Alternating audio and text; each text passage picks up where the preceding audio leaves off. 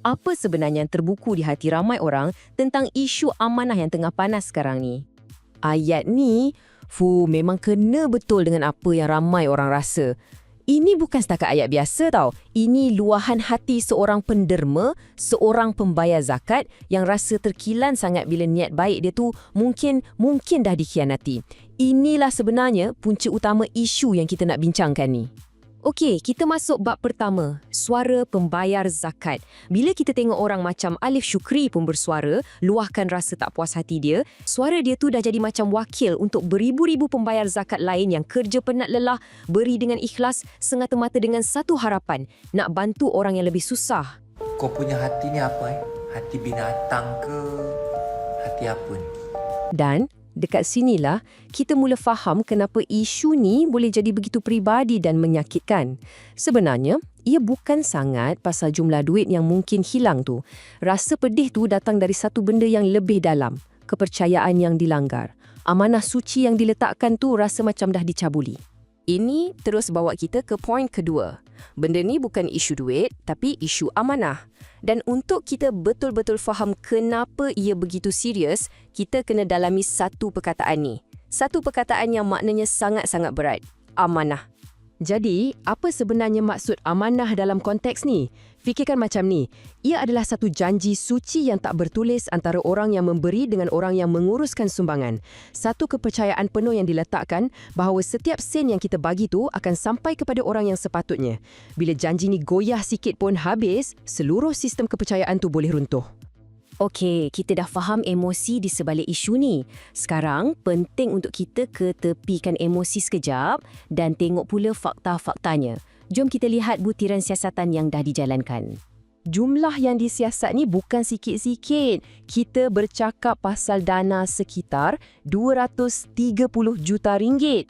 Angka sebesar ni sudah tentu buat ramai orang terkejut, tertanya-tanya, apa yang dah jadi sebenarnya? Dan di sinilah ada satu penjelasan yang sangat penting dari pihak berkuasa.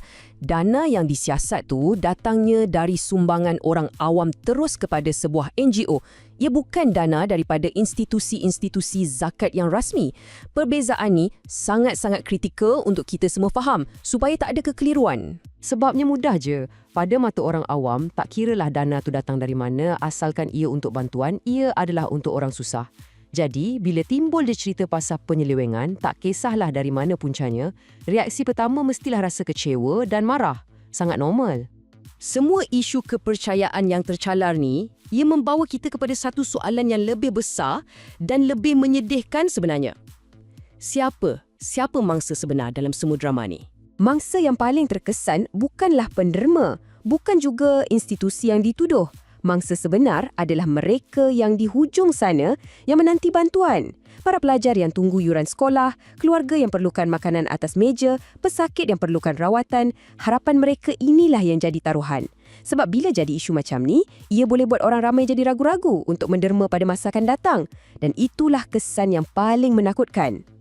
Okey, jadi kita dah sampai ke penghujungnya. Persoalannya sekarang, macam mana seterusnya? Apa pengajaran yang boleh kita ambil dari semua ni dan apa langkah kita ke depan?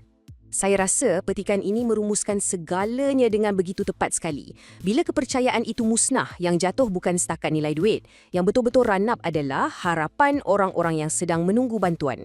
Itulah harga sebenar sebuah pengkhianatan amanah. Dan ini soalan terakhir, khas untuk anda semua renungkan. Sebagai seorang penderma, bila dengar isu macam ni, apa kesannya pada diri anda? Adakah ia buat anda jadi lebih berhati-hati, lebih was-was untuk menderma? Atau anda percaya yang kita mesti pandai bezakan antara salah laku individu dengan institusi lain yang mungkin masih lagi jujur dan boleh dipercayai?